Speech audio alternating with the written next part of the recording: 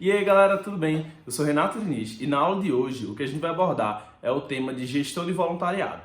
Eu acho bastante interessante essa parte de gestão de voluntariado, inclusive é um tema de muito carinho meu, que foi por onde eu comecei a estudar toda essa questão de gestão de liderança. Eu não comecei, eu não cheguei ali pegando, vamos lá, estudar liderança, o que compõe esse fenômeno, quais são as suas características. Eu tinha uma responsabilidade de gerir voluntários e o meu primeiro ato foi, vou estudar então como gerir voluntários. Eu lembro que foi uma decisão na época bem interessante porque no momento que eu compreendi que eu ia passar a gerir pessoas, eu encontrei logo uma dicotomia. Eu falei, então tem vários livros aí bem famosos sobre gestão, sobre liderança, e eu resolvi abandonar todo esse caminho habitual que a maioria das pessoas segue para estudar em específico gestão de voluntariado. Então eu pegava livros aí de Volunteer Management Handbook, a Success Company About Volunteer Management. Então vários livros e artigos, papers também, bem orientados à gestão de voluntariado. E a primeira coisa que eu percebi foi que eu estava seguindo um caminho diferente do habitual. Todo mundo, principalmente quando eu encontro gestores de voluntariado, eles vão lá estudar gestão, para aplicar a sua gama de componentes técnicos do que eles aprendem em organizações, do que eles aprendem aí com funcionários tradicionais e aplicar para voluntariado. E eu acho isso um pouco complicado, porque voluntários eles possuem características bem particulares, E você não vai encontrar aí, não é da mesma forma que você vai lidar com um voluntário que você lidaria com um funcionário, porque o funcionário ele tem um incentivo ali monetário, ele está se recebendo, ele está sendo remunerado para estar executando aquela atividade que o voluntário não tem. Então são duas mãos de obras fundamentalmente diferentes. Entretanto, isso aí vai valer uma série de vídeos. Eu acho que eu vou fazer até uma playlist dessas aulas, porque é muito conteúdo em específico que eu queria abordar a gestão de voluntariados. Mas para essa primeira aula eu quero só trabalhar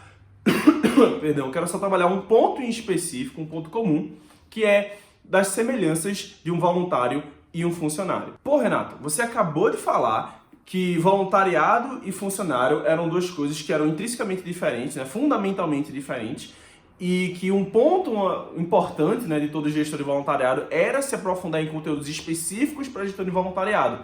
E aí do nada agora você está falando que os dois têm pontos em comum e que a gente vai abordar como primeira aula, como aula introdutória, justamente esses pontos em comuns. Não ficou claro para mim. Qual é a sua proposta então? Eu acho o seguinte, galera. Tem muita coisa específica de voluntariado para estudar. Mas compreender que no fim do dia um voluntário ele quer ser tratado de forma equivalente a um funcionário, isso é muito importante. Existe uma definição de voluntariado que eu acho bem bacana. Eu esqueci agora, foi de Susan Ellis, mas eu esqueci aonde que estava essa referência. E ela falou que o trabalho voluntário, se a gente for tentar definir aí, é igualzinho ao trabalho normal, o trabalho remunerado, com duas únicas diferenças. Na sua quantidade de carga horária e na sua remuneração, que seria zero. Então, o trabalho voluntariado aí, ele vai ter uma carga horária reduzida, naturalmente, porque o voluntário não vai poder desprender todo o seu tempo, ele não vai poder passar o dia, os seus turnos ali atuando de forma voluntária, porque ele vai ter, a priori, um outro emprego, uma outra responsabilidade, que pode ser também a faculdade, a escola, ou simplesmente um lazer em casa, Então, você pega essas duas características que são as diferentes, então, a quantidade de remuneração recebida e a carga horária que que um voluntário vai executar aí de uma vez só, mas o resto é tudo igual. E esse resto que eu quero abordar é a questão da responsabilidade ou compromisso com a atividade. Eu noto que a principal falha dos gestores voluntários, a principal coisa que eles tropeçam ao receber um programa de voluntariado para lidar, é que eles têm um pouco de cautela demais, uma cautela exagerada para lidar com os voluntários, porque eles têm um medo de perder esses voluntários. Eles encaram ali sob a perspectiva de que o voluntário está dando seu tempo de forma livre, eles não estão sendo remunerados para estar ali, então eles não estão de forma obrigatória sendo colocados naquela situação. E aí o que acontece, Você não pode maltratar o voluntário, você não pode fazer absolutamente nada que vá tirar do sério, que vá chatear o voluntário. Então você fica lá com 6 dedos para tocar nele, E aí você fica, você quer fazer o quê? Não quer? Não, tudo bem, não tem problema. Ou então você acerta uma atividade com ele, você fala assim, tá combinado que você vai entregar isso aqui na quinta-feira, beleza. Aí quando chega na quinta-feira e ele não entrega, você fica tipo, não vou nem pedir, Vai que eu chateio ele, Vai que ele fica zangado por eu ter cobrado ele, Eu não quero cobrar, eu quero ser aquele cara bacana, aquele cara de boa. E aí o que acontece? Nesse medo Nessa ânsia de ser muito cauteloso com o voluntário, para não magoá-lo, para não deixá-lo chateado e perder, né, esse voluntário, com medo que ele vá sair de sua organização ou de sua campanha de ativismo para outra, você acaba gerando uma desconexão com o seu voluntário. Porque pessoas, elas querem se sentir prestigiadas, elas querem acreditar que o trabalho que elas estão desprendendo é importante. E não existe nada que desconecte mais um voluntário, não existe nada que passe uma mensagem, né, para alguém que está realizando uma atividade, que essa mensagem não é importante, como alguém não se importar com o resultado dessa atividade. No momento que você comissiona, delega uma atividade para um voluntário, você fala assim, ó, você vai ficar responsável por isso aqui, e você não cobra a execução, não cobra os resultados dessa atividade, o voluntário vai se desconectar, né, com o propósito. Ele vai chegar e falar, poxa, eu recebi essa tal atividade, eu estou fazendo aqui, ninguém está me acompanhando, ninguém está vendo como é que eu estou, não existe um mínimo de pressão, né, de acompanhamento ali pela atividade. Ao ponto de que quando ele chega no dia da deadline, ninguém pergunta, né, se a atividade foi feita. Aí o voluntário tem que correr atrás do gestor, né, para falar assim, ó, eu fiz aqui a atividade, aí o gestor vai comemorar se ele fez. Mas o voluntário não também vai se perguntar, tá, e se eu não tivesse feito, né? Ninguém ligaria. E esse sentimento, né, esse sentimento de que ninguém liga para o que você está fazendo, é um dos fatores que mais desconectam voluntários de uma organização, né, ou de seu gestor.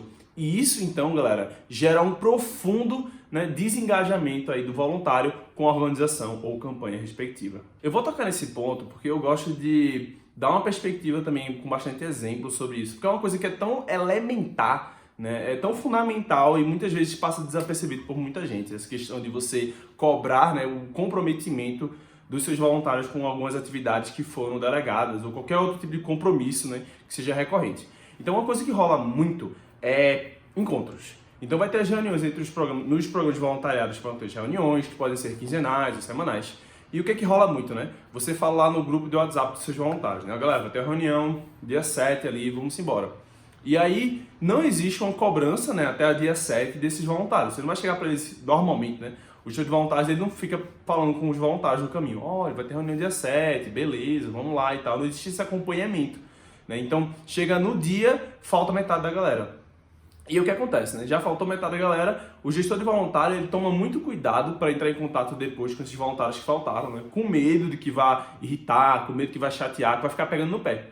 Sendo que, se o voluntário falta a reunião e ninguém depois, fala com ele sobre por que ele faltou a reunião, qual é a mensagem que é interpretada pelo voluntário muitas vezes, né? Vai dizer, poxa, não precisava ter ido para essa reunião. De fato, se eu faltei a reunião e ninguém sentiu minha falta, então eu não preciso ir para essa reunião em primeiro lugar.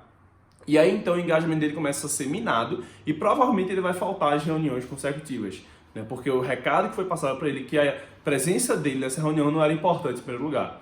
Então, marcou uma reunião, velho.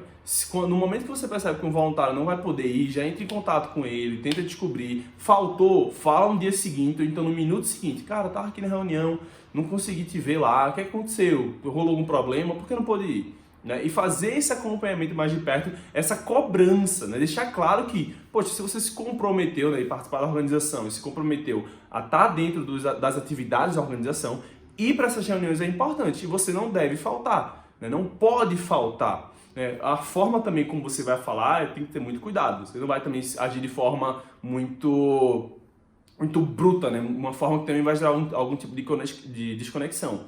Mas é importante que exista essa cobrança. Porque aí o voluntário fala, poxa, realmente, né? Eu faltei, o cara já veio falar comigo porque eu faltei. Na boa, o cara veio falar só preocupado porque eu faltou, mas o cara já veio. Então na próxima reunião, o voluntário já não vai ficar dizendo assim, poxa, ninguém vai dar por falta. Aquele gestor de voluntário, quando eu faltar, ele vai vir falar comigo. A gente gera aquela mini pressão social para que faz o voluntário participar da reunião e daí, por consequência, os outros engajamentos. Ou então, por exemplo, produção de texto. É uma atividade bastante comum, né, em alguns grupos voluntários, você ter produção de conteúdo, eu estou pegando aí o exemplo específico de uma produção de texto. Então você vai lá, combina com o voluntário. Poxa, a gente está precisando que no nosso blog da organização ter 4 textos publicados por mês, né, um por semana, e então tem 2 voluntários aí para cuidar da produção textual. Então eu quero que você faça um texto a cada 15 dias. Então muitas vezes o que é que rola? Né? Por ser trabalho voluntário, o gestor vai lá e comissiona o cara e não fala com o cara, né? Fica com medo de achar que está pegando no pé. Sendo que a atitude correta de um gestor de voluntário seria justamente pegar no pé, né? Tipo, você chegar e, tipo, a cada 2 dias perguntar, e aí, tudo bem? Como é que tá indo a sua atividade? Pô, importante, precisa de ajuda, não precisa? Beleza. E vai tendo esse acompanhamento, que é um comportamento, né, de gestão, independente de ser de voluntariado ou não. tá? Um comportamento de um bom gestor, de um bom líder. Né? Já dei outra aula sobre esses comportamentos específicos aí de gestão e de liderança. E aí, durante esse processo, o voluntário ele vai sentir a pressão, ele vai sentir a cobrança que a atividade deve ser feita em primeiro lugar. Ele vai entender, né, a mensagem que está sendo passada de forma muito clara aí, é que, poxa, a atividade que foi comissionada a mim é importante e as pessoas necessitam que ela seja feita. Então, eu vou aqui agora exercer meu papel como voluntário e cumprir o acordo que eu fiz, né, de me comprometer a entregar essa atividade. Então, ele vai, de fato, entregar a atividade. As taxas de engajamento, quando você começa a ter um contato muito mais rigoroso com o voluntário, ao contrário do que alguns imaginam, né, que o voluntário vai ficar chateado, vai se desconectar, vai acabar saindo da organização. Pelo contrário, o voluntário acaba se conectando e acaba produzindo mais e permanecendo mais tempo na organização. Tudo vai ser montado nas atividades de acordo com a disponibilidade de tempo do voluntário. Afinal, um dos fatores primordiais, né, que difere o voluntário do funcionário é a carga horária que ele vai executar para a organização. Mas o nível de compromisso dessa carga horária que foi combinada não deve ser reduzido, galera. Da mesma forma que se você tem um funcionário e você acorda com ele, né, não, você vai fazer atividades A, B e C, né, toda semana aí. Quando chega no final de semana, se ele não faz uma das atividades, você vai lá e quer saber o que aconteceu, né? Por que você não fez a atividade A que a gente tinha acordado? A mesma coisa é com voluntariado. Você não pode deixar passar essa oportunidade de cobrá-lo, né? Se foi estipulado, se foi acordado entre você e o voluntário que ele ia fazer a atitude A e ele não fez, você tem que chegar junto, né, e entender o que está acontecendo. Isso não promove desengajamento, muito pelo contrário. Vai fazer com que o voluntário sinta que a tarefa que foi comissionada a ele foi importante em primeiro lugar, que ele está sendo prestigiado, que o tempo dele ali é importante e é útil, né? E daí ele tende a aumentar o engajamento. Um outro ponto também bastante legal sobre gestão de voluntariado e que muitas vezes as pessoas não notam é a oportunidade de você também evoluir como gestor. Né? Eu costumo falar que gerir voluntários é como gerir pessoas no nível hard, né? Porque você tira aquele benefício mais simples e fundamental e mais genérico que você pode usar dentro do seu sistema organizacional, que é a renda, que é o dinheiro. Né? Você joga lá dinheiro e meio que assim, você tem um benefício que funciona para todo mundo. Né? Todo mundo quer dinheiro, então você sabe como é que funciona aquilo ali, você sabe como é que você... É um sistema de incentivos muito fácil de você manipular para aumentar o engajamento dos seus funcionários. Entretanto, e eu acho isso importante frisar, né? Ainda mais recentemente, a gente está tendo vários movimentos dentro do âmbito organizacional que as pessoas estão percebendo que nem tudo é dinheiro. Né? Muitas vezes o funcionário ele se engaja mais ou se engaja menos, não com o aumento salarial, com a bonificação, mas pelo ambiente salarial, o ambiente organizacional que ele está, né? Os colegas de trabalho, a visão da organização, os princípios que ela segue, a cultura organizacional como um todo. Né? E eu acho muito bacana quando a gente pega o voluntário, porque tipo, o voluntário é igual, né, basicamente, a um funcionário sem a grana. Então você tem que agora pensar, como gestor, em todo um sistema de incentivos que não envolvem dinheiro. E aí quando você transplanta essa mentalidade para o ambiente organizacional habitual, né, o ambiente empresarial, você percebe que no fim do dia é a mesma coisa. Né, porque um salário, né, estipulado a um funcionário, depois de 3, 4 meses, vira um padrão, vira uma constante. Então o funcionário não se sente mais motivado em trabalhar só pelo salário. E aí cabe ao gestor também criar todo um sistema de incentivos ali baseados em outras coisas sem ser o salário, que é a mesma coisa do gestor de voluntário. O gestor de voluntário ele tem que pensar em como motivar e engajar suas equipes sem pensar em grana, porque ele não tem grana para dar, não é uma remuneração específica que ele vai dar.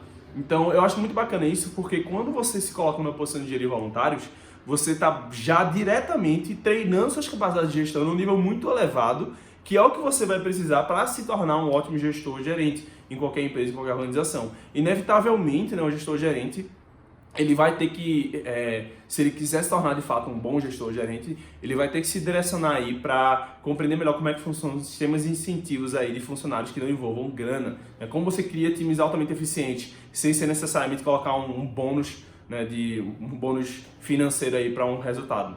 Teve um dado que eu acabei de lembrar aqui, que corrobora muito esse último ponto que eu falei para vocês. É um dado um pouquinho antiguinho aí da Gallup Consulting em 2012, então já tem alguns 8 anos aí. Mas que eu tenho certeza que ainda é muito pertinente até os dias atuais, que é o seguinte: a Gallup Consulting ela fez uma pesquisa com quase 3 mil funcionários dentro do ambiente organizacional americano, e eles descobriram que 2/3 da mão de obra, quase 70% dos funcionários, não eram engajados, né, dentro do ambiente organizacional.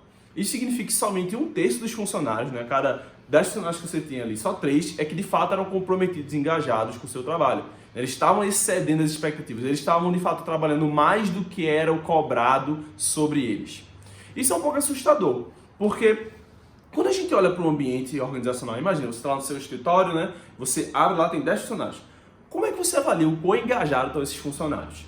Não tem como saber, né? Você sabe que ele está trabalhando ali, ele está entregando alguma coisa, mas o quanto ele poderia estar mais engajado não é uma coisa muito fácil de você calcular, né? Você pode até ter uma impressão que o funcionário está se excedendo nas expectativas, mas você nunca vai saber realmente o quão engajado esse funcionário está, porque não tem nada para você comparar.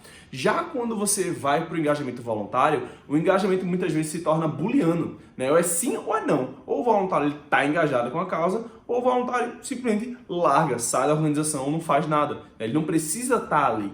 Então isso é uma dinâmica muito bacana, porque você consegue, então, começar a manipular ali o ambiente organizacional, seu sistema de gestão, né, suas atitudes, como você lida como chefe ou líder, e você tem um resultado muito claro se está funcionando, né? Se você começa a ver o engajamento subindo, opa, significa então ali que o meu ato como gestor, o meu ato como líder, né, como chefe, está funcionando. É muito mais fácil de você perceber os resultados de sua gestão dentro do ambiente de gestão de voluntariado. Então eu acho muito bacana isso, porque as pessoas ficam até com um pouco de medo, né, um pouco de temor de gerir voluntários por ser um bicho mais difícil, né, um bicho mais complicado, um bicho mais misterioso. Só que ao mesmo tempo, né, eu estou tentando provar para vocês que não é um bicho mais complicado, mais misterioso, tem algumas diferenças que a gente vai aprender conforme a gente vai ter nessas aulas, como, por exemplo, quais são as 6 motivações específicas de um voluntariado, ou então como a gente consegue navegar aí através de barreiras, né, ao engajamento, né? Tem uns papers bem bacanas aí que eu vou trazer para vocês no futuro. Ou então também como é que a gente aumenta o engajamento de grupos, né? Tem um número específico, de uma quantidade específica de pessoas, que é o número ótimo aí, que aumenta o engajamento de grupos. E tudo isso que eu estou comentando especificamente sobre gestão de voluntariado se aplica diretamente a qualquer outro grupo de pessoas, funcionários inclusos. Então, isso vai servir, é como se fosse um estudo muito mais intenso e avançado de gestão e liderança que a gente vai aprender específico para a gestão de voluntariados e trabalhar aí, transplantar, né, caso seja o interesse de vocês, para um ambiente também organizacional padrão, né, com funcionários. Então, eu vou tentar fazer essa série de vídeos sobre gestão de voluntariados, essa série de aulas, de forma um pouco mais espaçada, talvez uma vez por mês ou não, mas eu vou juntar tudo numa playlist, não se preocupe não, vai ficar bem de fácil acesso. Mas essa é a primeira aula que eu queria passar para vocês. É mais uma introdução, é mais para vocês se começarem a virar a chave, né? Inclusive, se vocês lidam com voluntários, né? Eu incentivo que estude gestão de voluntários, né? Diretamente, vá diretamente a esse assunto. Não se preocupe somente em pegar livros de gestão organizacional ou até de liderança. Mergulhe diretamente no tema de gestão de voluntariado. Vocês vão ver muita coisa bacana, vários sistemas que já foram montados, inclusive sistemas de como organizações ou programas de voluntariados totalmente estruturados, já prontinhos para você executar. Então tem muita coisa bacana na literatura.